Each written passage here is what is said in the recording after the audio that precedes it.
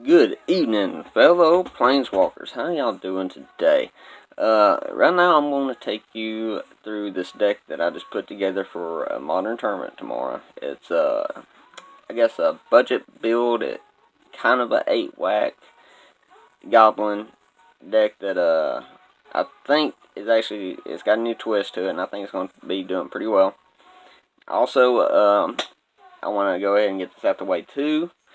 I said when we hit 15 subs, we're going to do a giveaway for the 3 alternative artwork of murder. Okay, and we have a winner. So, Mr. Kevin Williamson, if I got that name right, I hope I did. You have won, sir. Congratulations on it. If you can, send me your info and I'll try to get that out to you. And we'll be doing more giveaways. Like I said, I had my baby girl and I've taken time off, and this is my first return to competitive Magic play since I had my baby girl. So, and that was a month ago. And the last tournament I played before that was a week before she was born, and I won it with that Orzhov build that I had, and haven't played since. So, but I'm going to take you through this deck. I hope y'all enjoyed the video. And yet again, congratulations to Kevin. And stay tuned, and we'll do some more giveaways as we go along. But anyway, enough of me talking. Let's get to the deck tech. Okay, so for a 1-drop slot, running 4 copies, full play set of Skirt Prospector. Now, Skirt Prospector is a 1-drop 1/1 goblin with the ability to sacrifice any goblin and add 1 to your mana pool. And I'll show you the reason why I'm running this over Firebrand, running this over a couple other decent 1-drops as we go along. But running a full play set of that. Also, this is where the 8-wack kind of turned to a 6-wack. I'm only running 3 copies of Goblin Bushwhacker. Goblin Bushwhacker is a 1-drop.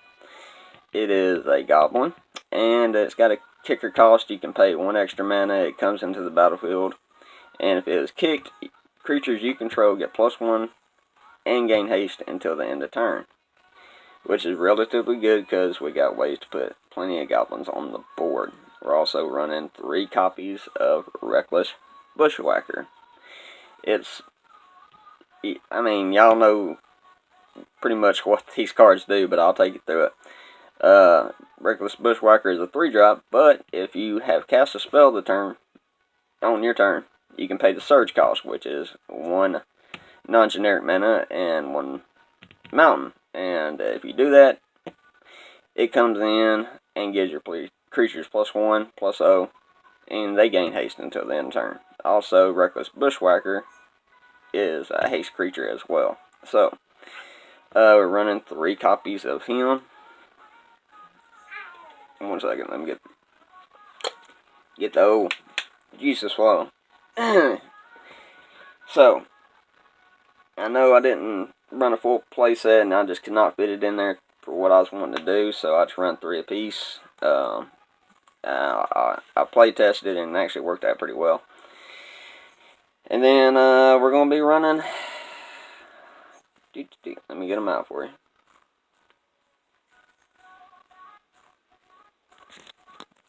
There we go.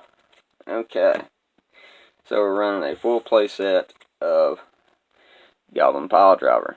Goblin Piledriver is a 2-drop goblin with protection from blue, which is relevant in modern to be able to get through somebody's defenses after you burn off other creatures. If they just got a blue creature out, you can just run right through it. And whenever Goblin Piledriver attacks, it gets +2 until the end of turn for each other attacking goblin. So if I'm attacking with 5 other goblins, this gets +10 until the end of turn, which is kind of crazy, but it's a 1/2. You know, so you're paying 2 for a 1/2 as long as it sticks on the battlefield and you got plenty of goblins out, or you can give them haste with the Bushwhackers. It works out perfectly. Also running only 3 of Goblin Rabblemaster. Probably one of my favorite cards. There's actually 2 in here that are probably on my top 5 favorite cards of all time. And Goblin Rabblemaster is a 3-drop. It's a 2/2. Goblin Warrior. Other goblins you control have to attack each turn if able. That's kind of a little bit of a backfire. But on the upside of it is, at the beginning of the combat on your turn, you put a 1/1 red goblin creature token with haste onto the battlefield.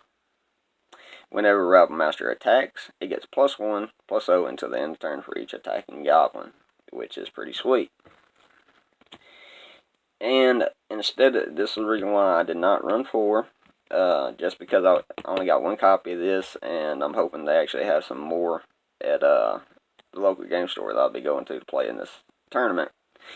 But Krenko, Krenko it's hilarious. I'll show you what I'm going to be doing with him, especially if I get a couple more copies before the tournament begins. But anyway, this is a 3-drop as well. When Krenko attacks, you put a +1 counter on it, and then you create a number of 1/1 red goblin creature tokens equal to Krenko's power. So now when you attack with him, he's a 1/2. But before the attack goes through, you get to put a counter on him. So he's a 2/2. So he will put out 2 goblins when he attacks. Not too bad at all. And if you're able to pump this guy, which I do have some cards in here to do that, it works out pretty well. You can fill up your board. And Skirt Prospector is also, I forgot to tell y'all this, the reason why I put him in here too is because you play this on turn 1, sack it on turn 2, and just bring out your Rabblemaster or something, one of the 3-drops that we got in here. So, that's another purpose. I'm sorry, guys. I hold my dip in it. I know it's nasty. I'm sorry. But, it comes in and it can do a lot of things with it. So, Skirt, in my opinion, is one of the most underrated 1-drop creatures in the Goblin builds. So, anyways, moving on. This may be a little bit of a surprise too. Running 2 copies of Gutter Snipe, which is, like I said, between Rabblemaster and this card. These 2 are probably some of my favorites. And we're running a lot of spells in this deck, so obviously get him out on the board, and if you're able to keep him on the board, he just pings your opponent for 2 every time that you cast a spell. That's pretty sweet. So we're running 2 copies of him. Let me get these put up so I can keep in order. Okay. Next up, let's see which one I want to do. Yeah, we'll do these. Okay. Running a full play set of Goblin Gathering. Now, Goblin Gathering is a 3-drop as well. Source your speed. Create a number of 1/1 red goblin creature tokens equal to 2 plus the number of cards named Goblin Gathering in your graveyard. So you play this, you automatically get 2 goblins. Okay? It's in your graveyard, you play your next one, you end up creating more. You put in that one in your graveyard, you go into it again, you put in more. So, that's pretty sweet, you know. So let's say I drop 1, put 2 on the battlefield, 2 goblins, and then next turn I cast it again. Okay, so I get to do 2 plus the number of cards in there. So now I got 3 more goblins coming out. I mean, it adds up quick, and it does work. So I chose that over Dragon Fodder, Goblin Instigator, and all the other stuff because with the interaction with Gutter Snipe, you get a burn, you just shock the guy in the face, and you get your goblins out. Now, continuing on with the spells, we are running 2 copies of Titan Strength. Titan Strength is a 1-drop. Target creature gets +3/+1 until the end of turn, and you get Scry. The Scry is important into this deck. You don't want to be running into your mountains and just get flooded out with mana, so that helps you Scry. It's also a combat trick. It's instant speed. You can do it on their turn, but I really like it for Krenko. It gets buffed up to a 4. You swing in with it, it gets a counter. He's a 5 now. You get to put out 5 more goblins. Pretty sweet. Let's see. Only running a 1 light up the stage, and that's just basically to get to our cards quicker if we need to finish the game off. It's a 3-drop as well, but it's got Spectacle. So if you deal damage to your opponent this turn, you get to cast it for 1. Exile the top 2 cards of your library until the end of your next turn. You may play those cards. It's just a good way to get value out of it. Next up, we are running 3 copies of Heartfire. Heartfire is relatively easy for us to do because we got so many goblins that hit the battlefield. It deals 4 damage to your opponent, and that's backbreaking. You know, especially if you can do it more than once. I mean, you can cast all 3 of these, 12 damage to the face. You know, and you're not really losing a whole lot because we're creating goblins out the butt, so it's good. And it's also at instant speed as well, so you can do it on your opponent's turn, you can do it on your turn, and it interacts again with Gutter Snipe. So we're running 3 of those. Save them 2 for last. Then, of course, running 4 copies of Skewer the Critics, just because it's great value and it's relatively easy to cast with our deck. It's a 3-drop, but yet again, Spectacle cost. You deal damage, cast it for 1, you deal 3 damage to any target. So, you know, bust them in the face again. That's what we're going for. Just cracking them as hard as we can with some burn and continue with pounding our opponent. And then we are running 3 copies of Shock. Yet again, it's, you know, I don't have the bolts and stuff like that, so it's just a 1-drop that deals 2 to your opponent. Or, yeah, creature or player, but rarely we're going to get rid of creatures. We're more focused on trying to burn out our opponent as quickly as possible. Timber Battle Rage. We're running this one as well, 2 copies of it. Timber Battle Rage is a 2-drop. Instant speed. Target creature gains double strike until the end of turn. That creature also gains trample if you control a creature with power 4 or greater. So, there's a couple of ways we can do that. Rabble Master swings in. Goblin Pile Driver swings in. It gets buffed up from all the other attacking goblins. Instant speed, cast this.